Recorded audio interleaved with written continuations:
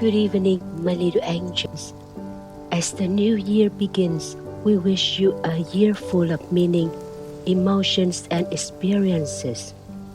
The story that commences this new year is one of deeply imbued with emotions and significance, particularly its message of sharing.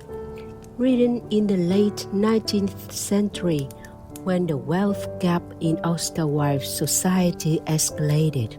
This story serves as a poignant reminder and a heartfelt message.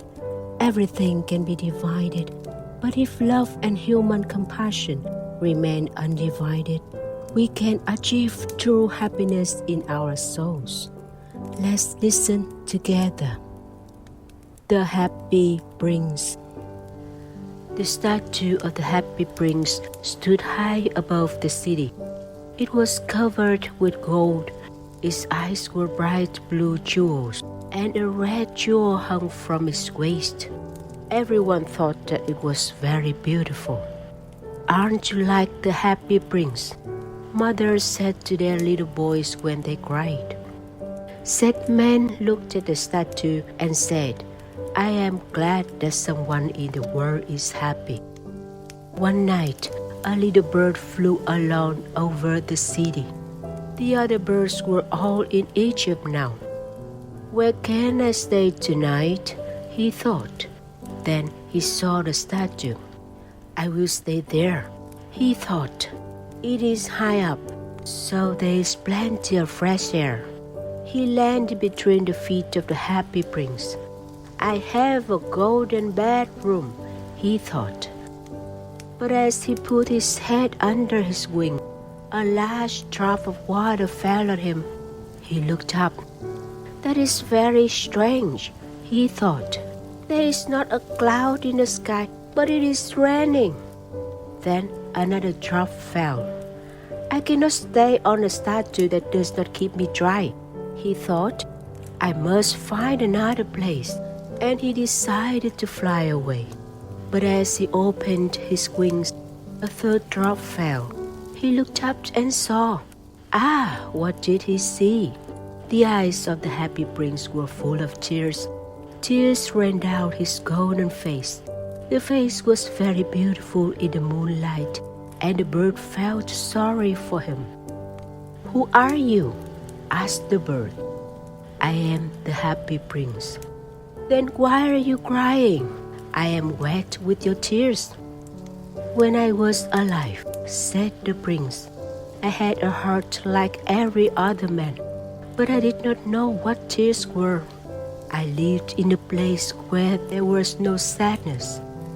In the daytime, I played with my friends in the beautiful garden, and in the evening I danced. There was a high wall round the garden, but I did not know what lay on the other side. So I was called the Happy Prince. I was pleased with my little world. Now I am dead, and they have put me up here. I can see all the unhappiness of my city. My heart now is made of a cheap metal, but even that poor heart can feel. So I cry." "Oh," said the bird to himself, "he is not all gold. He is only gold on the outside." "Far away from here," said the Happy Prince in a low voice, "there is a poor house in a little street. Through an open window, I can see a woman at a table. Her face is very thin and she has rough red hands. She is making a dress for one of the queen's ladies for a dance in the palace. Her little boy is lying on a bed in the corner of the room. He is very ill. He is crying because she can only give him water from the river. Little bird, will you take my red jewel to her? I cannot move from here." "My friends are waiting for me in Egypt," said the bird. Little bird," said the prince, "please stay with me for one night and do this for me.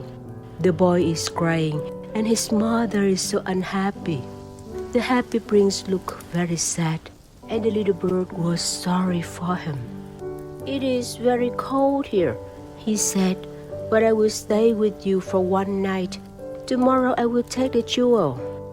"Thank you, little bird," said the prince. So the bird took the great red jewel from the prince's waist and flew away with it over the roofs of the town. He passed the palace and heard the sound of dancing. A beautiful girl was at the window with her lover. "I hope my dress will be ready for the dance next week," she said. "Those women are so lazy." The bird passed over the river and flew and flew. At last he came to the poor little house and looked inside. The boy was lying on the bed. The mother was asleep. She was so tired. He flew in and put the great red jewel on the table. Then he flew round the bed, moving the air around the boy's face with his wings. "Oh," said the boy, "my face does not feel so hot. I think I am getting better." And he fell asleep. Then the bird flew back to the happy prince. "It is strange," the bird said. "It is very cold, but I feel quite warm." "That is because you have done a good thing," said the prince. The little bird fell asleep. When the day came, the bird flew down to the river for a bath. A clever man saw him. "That is very unusual," he said. "That kind of bird here in winter. I must write that down. I will go to Egypt tonight," thought the bird. When the moon came up, he flew back to the happy prince. "Can I do anything for you in Egypt?" he said. Little bird," said the prince, "please will you stay with me for one more night?" "My friends are waiting for me," answered the bird. "Far away across the city," said the prince, "I can see a young writer in a little room at the top of a house. He is sitting at a table that is covered with papers. At his side, there are some dead flowers. He is trying to finish a story, but it is very cold and he cannot write. There is no fire in the room, and he is weak and hungry." "I will wait with you for one more night," said the bird kindly. "What shall I take to him?" "Take him one of my eyes," said the prince. "They are made of beautiful blue stones from India. The young man can sell it and buy wood and food. He can finish his story." "Take out your eyes, dear prince," said the bird. "I cannot do that." And he began to cry. "Do it," said the prince. So the bird took out the prince's eye and flew away to the young man's room. It was easy to get in because there was a hole in the roof. The young man was sitting with his head in his hands, so he did not hear the bird's wings. When he looked up, a beautiful blue jewel was lying on the dead flowers. "Someone liked my stories," he cried happily. "This is a gift from someone who has read my books. Now I can finish writing this story." On the next day, the bird flew down to the river. He watched the seamen working on the ships. "I am going to Egypt," he cried. But no one listened to him. When the moon came up, he flew back to the happy prince. "I have come to say goodbye to you," he said. Little bird," said the prince, "please will you stay with me for one more night?" "It is winter," answered the bird. "The snow will soon come. In Egypt the sun is warm and the trees are green.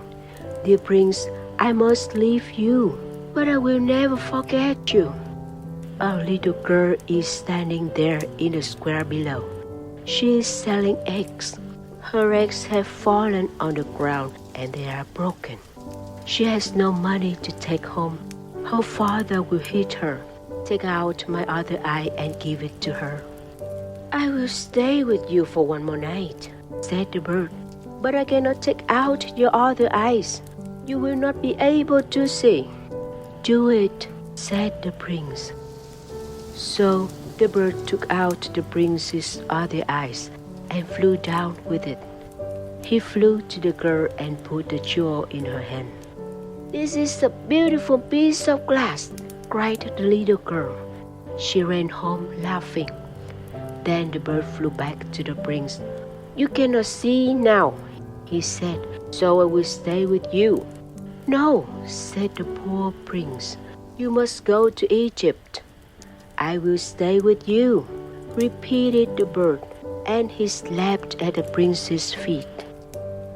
The next day, he stayed with the prince. He told the prince stories about the strange lands that he knew. Dear little bird, said the prince, you are telling me about the strange and wonderful things, but the suffering of men and women is stranger than anything. Fly over my city, little bird, tell me what you see there. So the swallow flew over the great city. He saw the rich eating and drinking in their beautiful houses. He saw the poor people sitting in the gate. He flew into the dark streets and saw the white faces of hungry children with sad eyes. Under a bridge, 2 little boys were lying close together to keep warm. We are so hungry, they said. You cannot lie there, shouted a guard. Then the bird flew back and told the prince. I am covered with fine gold, said the prince. Take it off, piece by piece, and give it to my poor people. The bird pulled off the gold until the happy prince looked gray and ugly. The bird took the gold to the poor, and the children's faces became brighter. We have bread now, they cried. Then the snow came. Ice followed the snow and hung down from the roofs of the houses. Everyone wore thick coats. The little bird became colder. He didn't leave the prince because he loved him too much, but he was dying. Goodbye, dear prince, he said. Can I kiss you? I am glad that you are going to Egypt, said the prince. You have stayed too long. Kiss me because I love you.